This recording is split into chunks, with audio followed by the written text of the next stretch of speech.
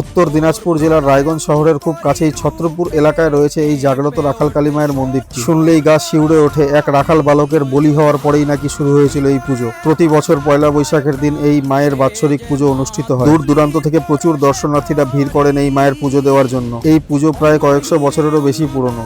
ঠিক কিভাবে শুরু হয়েছিল এই পুজো তা আমরা জেনেছিলাম এক গ্রামবাসীর মুখ থেকেই। মাঠের মধ্যে সবাই গরু চড়াইতো, গরু ছাড়িয়ে দিত, ছাড়িয়ে দিয়ে ওখানে সব বাচ্চাগুলো কাঁকড়া পাকড়া খেলতো।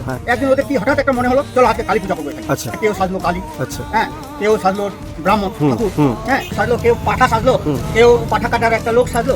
এগুলো করতে করতে ওরা আরম্ভ করে দিল পূজা, কালী পূজা চালু করে দিল।